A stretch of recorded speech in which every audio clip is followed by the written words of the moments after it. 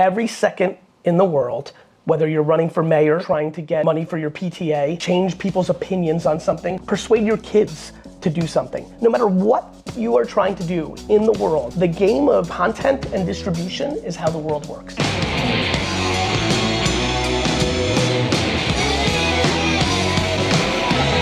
The Garyvee audio experience.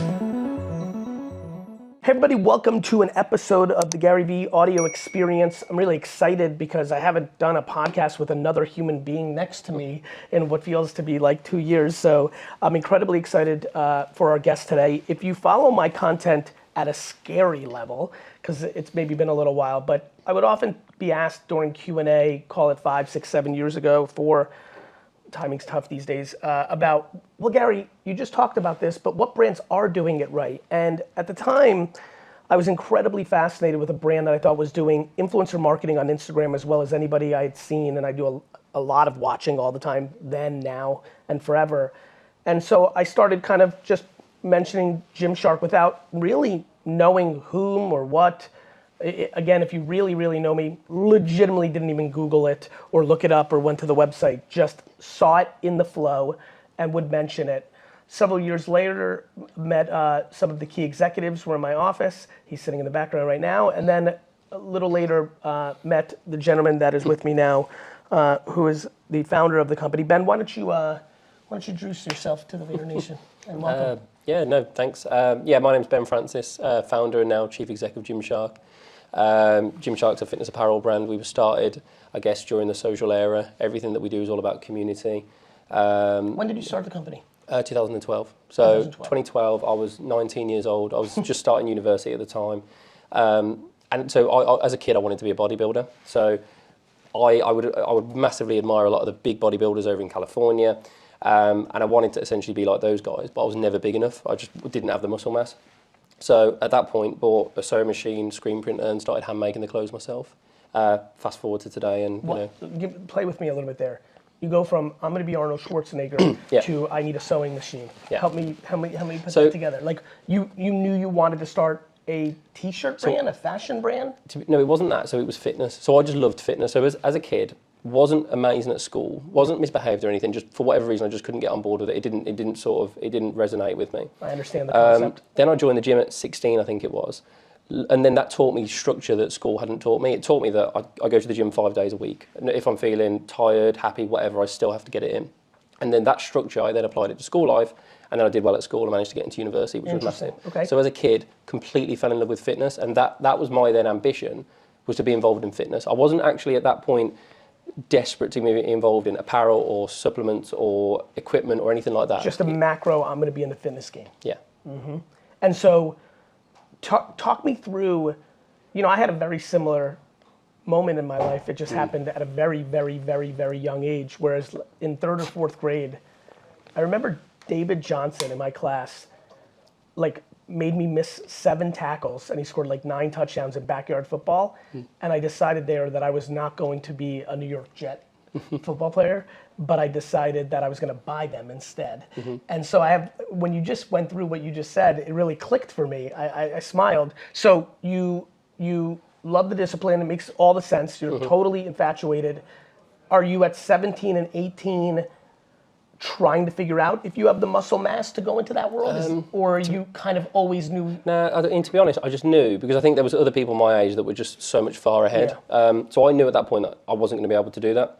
Now, when I said the gym got me sort of doing well at school, it was at that point that then I started studying IT and I learned how to develop websites and apps. Okay. So at that point, all the websites and apps that I was making, it would always be around fitness. It would be either a little fitness forum or it would be a fitness iPhone app. And I ended up making, I think it was about 6 different apps and websites all centered around fitness before Gymshark. Okay. Then, basically none of those transacted, none of them sold product. And to be honest, it was more of a almost challenge to myself. Oh, how cool would it be to create something that would transact? So I thought supplements, because naturally supplements, I think, is the first place people go. And at this point, are you pretty astute to Instagram? Are you posting there? Are you watching it? Are you living? Yeah, so Instagram wasn't as big a thing back then. So this was like 2011, 2012. It was more, everything was on Facebook. Facebook pages was like the thing. YouTube was obviously huge. Yes. So I went to, there was a mate of mine that actually worked at a supplement shop, and I said to him, right, at the time I was working as a delivery driver at Pizza Hut, and I was earning about, I think it was like £4 or £5 an hour. And I went to him and I said, can I buy some supplements off you? Because I'm making this website and I want to sell supplements online. And he basically said, yeah, I'll do you a deal. And basically the minimum order was £8,000 worth of supplements. Now, I'd never heard of 8 grams, let alone seen it, right? So that was like completely off the cards. So at that point, I thought, right, what I'll do is I'll drop ship supplements. So loaded up the website with hundreds and hundreds of different supplements. If somebody buys something, I'll deliver it. Yeah, exactly that. And basically you would make, I mean, our first order, it took a few months to get. First order was £50 and I think £1 or £2 was profit. But I'd achieved my, albeit very low goal of transacting in fitness online. Did that for a little bit and slowly realised that the margin just wasn't in dropshipping. It wasn't like a long-term model. And that's when I was looking at people like Arnold Schwarzenegger, Ronnie Coleman, looking at what they were wearing. And I was actually buying product from the States. And I'll never forget, I was buying like these stringer tanks and they would come in and they would just drown me. It looks like I was wearing like my dad's top as a kid, right? Completely drown me. So I thought, right, let's try and make our own. And it was at that point, sewing machine, screen printer, and started to hand make the product ourselves. And when you say we... So that was me and Lewis, who I co-founded the business with. Later on, help from my brother as well, and then some of our friends. And then we sort of just started to hand make these products. And even though we put it on the website, we were almost just making it for one another because we were all in the gym every single day. And over time, basically, so as kids, especially in late teens, didn't watch loads of telly or didn't watch much TV. It was all YouTube. And all of my heroes were on YouTube. And because at the time YouTube was this new and upcoming thing, I basically would send out the product to some of my favourite YouTubers. And again, because YouTube just wasn't a massive thing, they would look at the product and they would talk. And I ended up making friends with these guys over in California, in Germany, in the UK, who would then give us feedback on the product. And like I said, just became friends. We then sold more of this product online and we did better and better and better. And going back to my sort of love for fitness, I'm really fortunate because in the area that I'm from, which is in Birmingham in the UK, one of the best fitness events in the world, they always had it. It's an event called Body Power. And as a kid, I would always go, every single year, we'd always go, it'd be like a pilgrimage for us. And then in the period where Gymshark was first starting, I had like a massive gut feel to be at this event. I thought, I don't know how, but Gymshark needs to be at this event because this was the dream, right? Went to the guy that runs the show. I think it was about £3,000 at the time for an event, but we made revenue at that point. So I thought we had 12 months to pay for the £3,000. I'd be able to find it in a year. So basically, put down the order. We said we'd take a stand, and over the next 12 months, just handmade the product and saved the money for the event.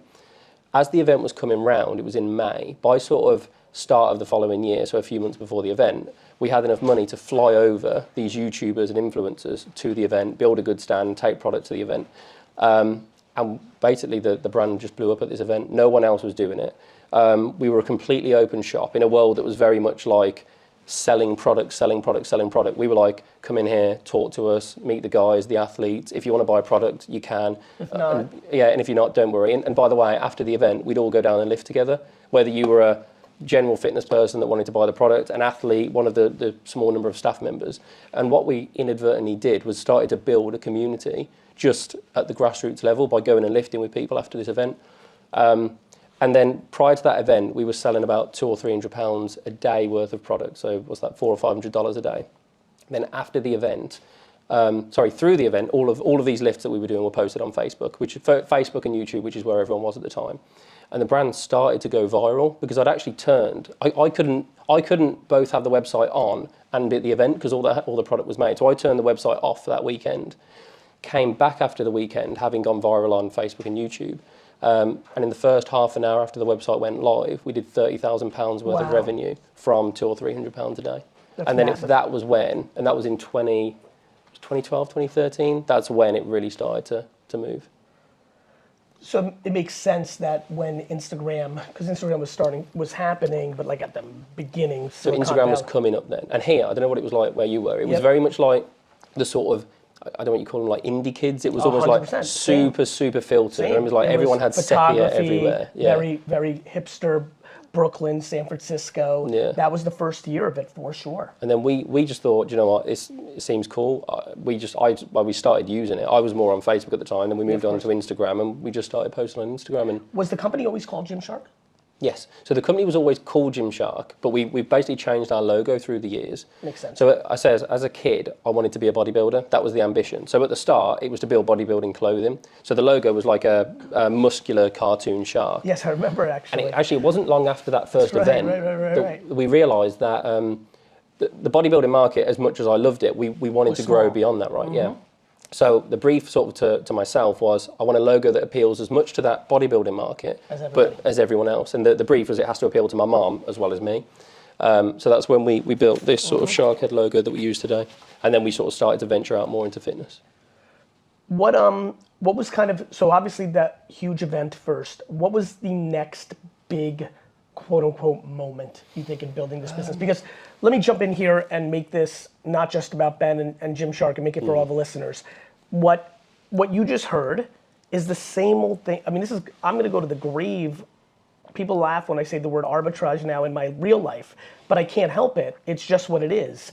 Every second in the world, whether you're running for mayor, trying to get money for your PTA, sell sneakers, change people's opinions on something, change the way people dress, a new haircut style, get people to drink cleaner, stop supporting something, support something. No matter what you are trying to accomplish, persuade your kids to do something. No matter what you are trying to do in the world, the game of content and distribution is how the world works.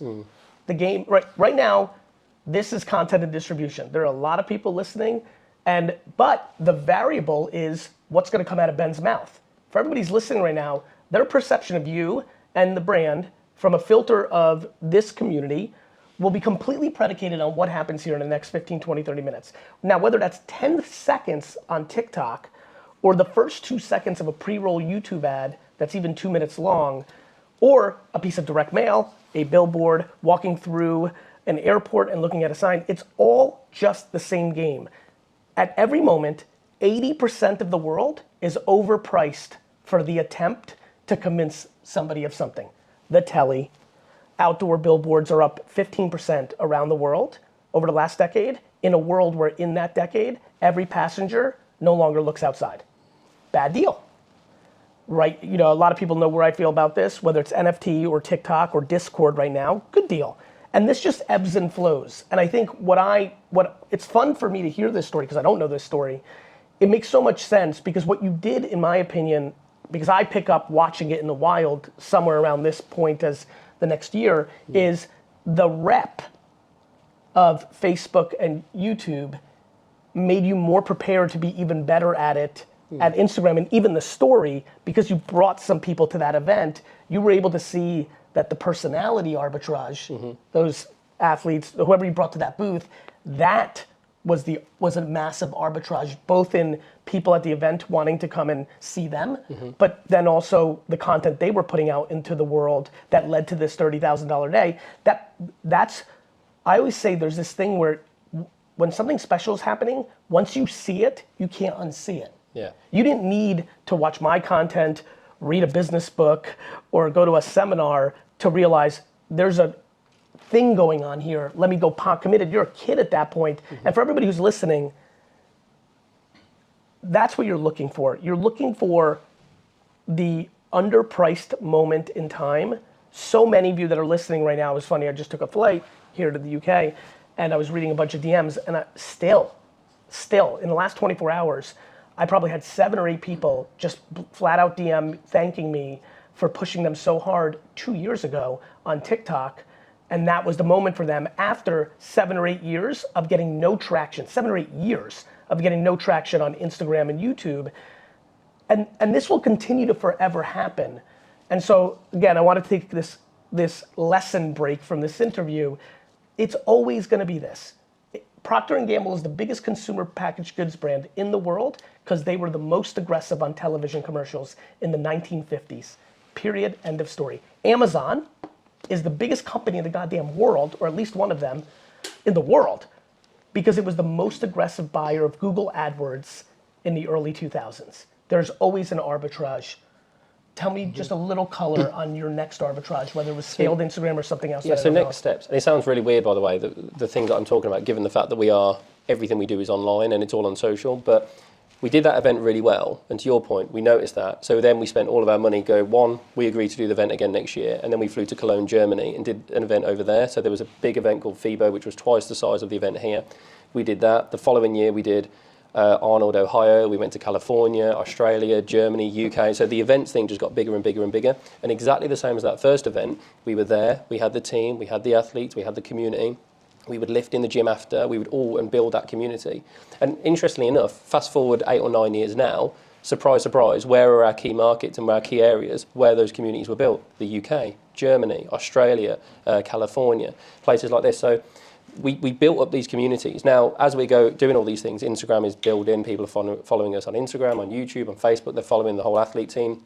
So one, we're building up this community, but two, we're starting to work out exactly how our business works. And I had a lot of big learning curves in terms of how to run a business, right? Sure. How to build teams. And I had to completely reinvent myself several times. So in the early days, rocking up to an event and basically saying, I think we need to do this event because my gut tells me to, is fine. And that really works because you can move the business in a really quick way.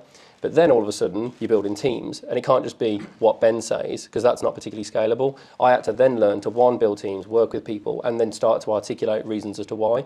Then it gets even bigger, and I have to then learn to articulate a vision, speak like publicly, on camera, understand better operations, finance, logistics, tech solutions, how to build a foundation of the business, which at the time I had no idea, right? I was purely brand and product focused, because those are my true passions. So I had to learn to, well, one, learn to grow, two, reinvent myself, and three, learn to love areas of the business which I probably didn't naturally lean into as much as... As an entrepreneur, do you think that you need to learn to love those areas, or do you think you need to find people who love those areas and learn enough to be dangerous to be able to manage those people? Yeah, probably more the latter. Mm-hmm. More the latter, especially now. At the start, when you haven't got the resource, you have to sort of wear all the hats. 100%. So I think you have to, for me, I had to really get sort of passionate about them. Now, we're a much larger business, you're right. You find the best people in the world that you possibly can afford, and you get them in that seat. It's really weird. As I was listening to you, I've been having a very interesting 3 weeks at VaynerX where I feel that I've been too complacent for the last 5 years in being too executive life, and I'm patient and empathetic and I don't micromanage, but I've been signaling to my leadership team, look, I'm too right about where the market's going, and I'm too passive in pushing you there because it's uncomfortable for you because you can't see it the way I can see it. And so I'm gonna start being a little bit more aggressive in 2022 and 2023 to do what I know is going to be right. Yeah. And it was funny because as you were talking, I'm like, what an interesting arc for a chief executive who founded a company. In the beginning, like, I've never historically been concerned about this concept of it's not scalable because it's you, because I also know that at Amazon or Apple or Tesla or Procter & Gamble, it's shocking how few people actually run the company. Mm-hmm. The great secret of the world of business is the biggest businesses in the world are really run by 7, 12, 15 people. Mm-hmm. I'm talking companies with 150,000, 200,000. That's just the punchline of the reality of it. But it's so interesting. I would be so in everything. Then you go through that arc, you create scale, but what happens is you build a company that potentially can be not as sharp. Yeah.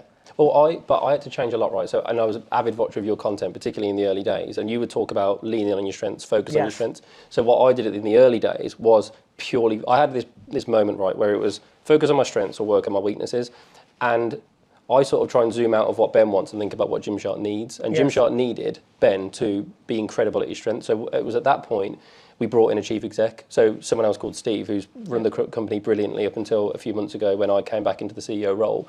He could then look after, to a degree, running the business. And I would go brand, product, marketing. And obviously I would have founder duties, director duties. But on a day-to-day basis, that was all I focused on. And I got really, really, really good at those things. And that was really powerful for me because having Steve there to look after the other bits meant I could fail in those areas without consequence. So the way I would sort of describe it is, I could jump into the finance department, mess around and learn, almost like mess around and break things, knowing that it would always be looked after by our CFO and Steve.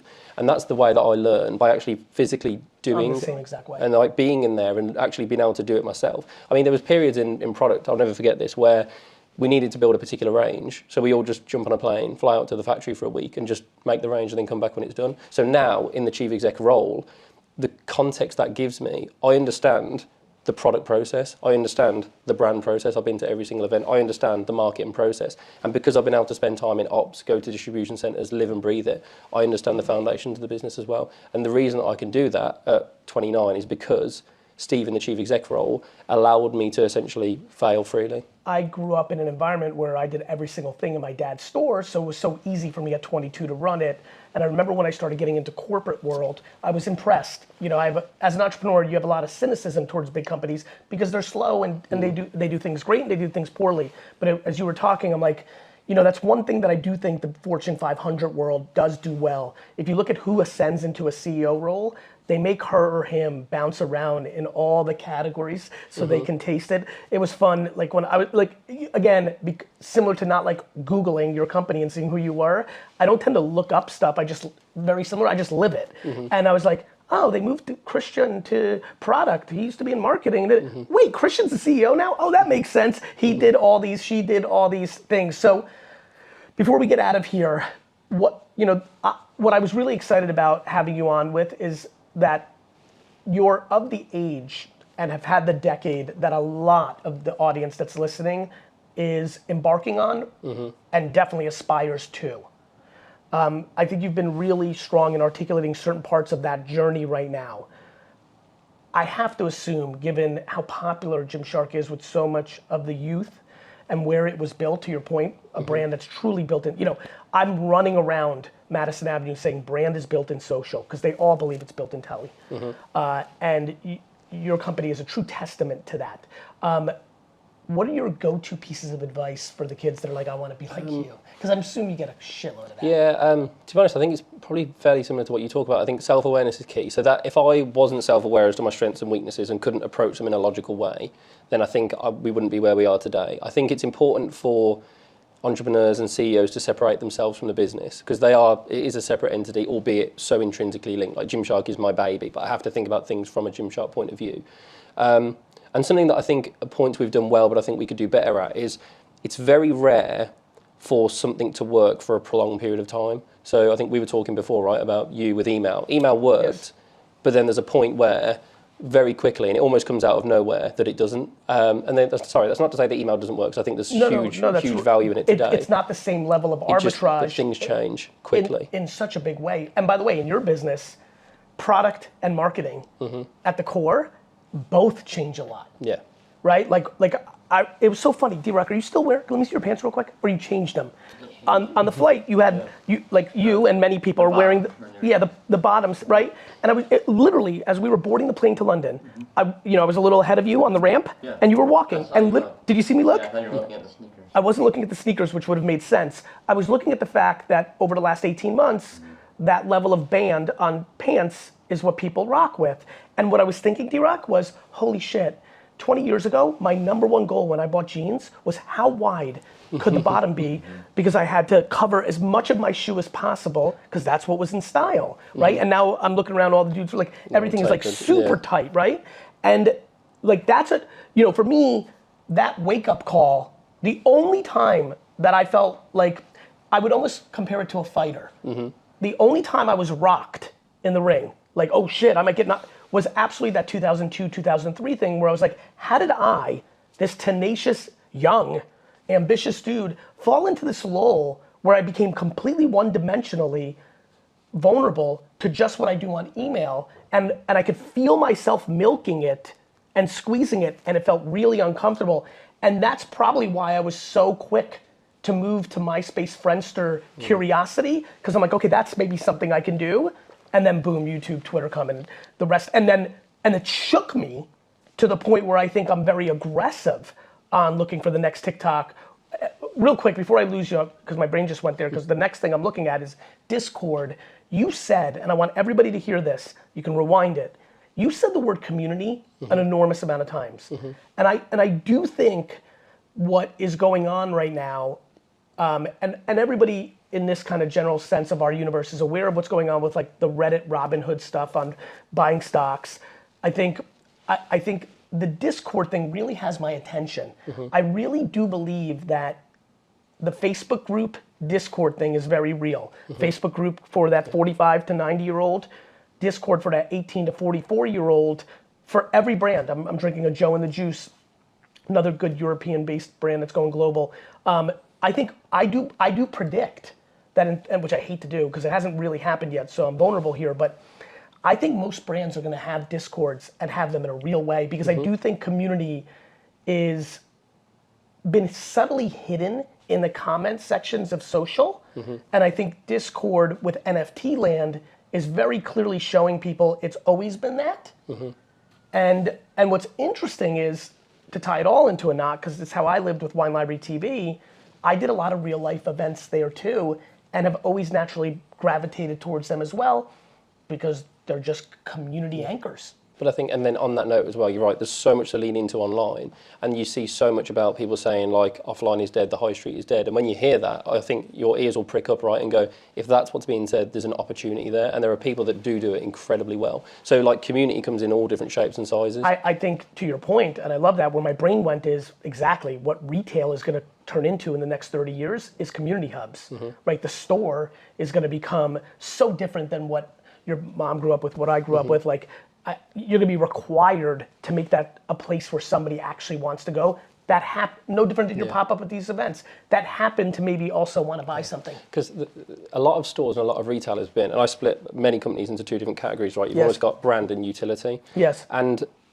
you wouldn't go to a store now purely for from a utility point of view, because you can shop Amazon and it can be at your door in 2 hours. So why would you go to a store? So brand, as a brand, you have to look after your community, and I think offline will be a place where people, to your point, can go to be in a community hub. As we wrap up here, I want to make a fun announcement to my community. I am more protective of my time than ever. Very secretly, I just want to cancel everything and just only focus on VeeFriends because I should. And probably my best, quickest path to the New York Jets. However, Ben and I did eventually meet during COVID and things of that nature, and I'm happy to announce, I wanted to save him being on the podcast for this moment, that I'm joining the board of Gymshark, which I'm incredibly excited about. I don't need you to talk about why. I think I want you to talk to people on how we bring them value. How do you think, whether it was with me or just in general, how do you think when you have your baby, when it's your company, you're now stepping back into kind of a CEO role, even though I know what a founder CEO really, there was a lot of COO, CEO going on in that relationship with Steve, but how do you think about board members for the people here who are looking for, maybe not everyone's at the scale that they need a board member, but I do think a lot of people ask me, can I be their mentor? And I'm always sad because I have no shot of that. I don't have the time. But how does somebody who's listening right now, if they're a youngster, even if they're 62 and they could be a youngster in business because it might be their first entrepreneurial venture, they've had a 40-year professional career. What's your advice as you're starting to court people like myself to the board? How do you think about bringing in a mentor or a board member? How do you think about that? Well, yeah, I think it depends on the size of the business, right? Because I never thought we would need a board. Like, I didn't really know what a board did really until like 6 months ago. I remember saying to you, I'm not totally sure how a board will work, but let's try and work it out. I remember. To be honest, though, my approach has been again, just always try and surround yourself with the best people possible. When I was a kid and I was at the gym, I would do that. I would always say I would go and peck people's heads at the gym. Like, you just go and ask questions all the time, whoever it is, and that's where I learned so much. Can I sneak this in real quick for fun? What is the biggest miss for the normal person around the gym? What is if I asked you one or two, what's the biggest easy, if you want to gain a little muscle mass or do it right, what do you see as the people that don't go as hardcore as you? The D-Rocks of the world, right? For example, who want to stay in shape because he probably is a little vain, but is not like really consuming an enormous amount of content to be like, but would want to like maybe put on some, what is the biggest mistakes? One word, if you could fix everything, it'd be consistency. Because like if I see so many people go 7 days a week for 6 weeks and then never again for a year, and then they do it again, whereas you'd sooner go twice a week for a year, right, than just like non-stop for a short period. Mine is where you were going. Food. COVID, because I wasn't traveling as much, Mike Vacanti, my trainer, and I, who's been with me for a long time, I had Mike for 3 years, then Jordan for 2 years, and now Mike for 3 years. I've had 8 years now of like consistent training. I've put on more muscle during COVID than I did the entire time because I had a very weird thing. I was too hot and cold. If I worked out in the morning, I would eat very tight during the day because I put in the work and I was like, fuck that shit, because it was so scale, not muscle. If I didn't work out And that was very rare for the first 5 or 6 years. But the last 2 or 3 years, I've had more missed days because we were just, the amount of travel I did, they were always with me and we just kind of like toned it a hair down. If I didn't work out, I would eat more loose. During COVID, I went the reverse, which is far more the ideal state, which is when I would be rolling or soft tissue or fascia or something a little, or just abs, I would eat incredibly light.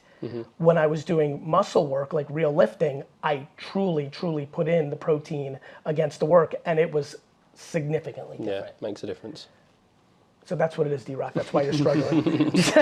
All right, let's wrap this up. What are you most excited about in the Gymshark land, in fitness land, in consumer marketing land, in product land?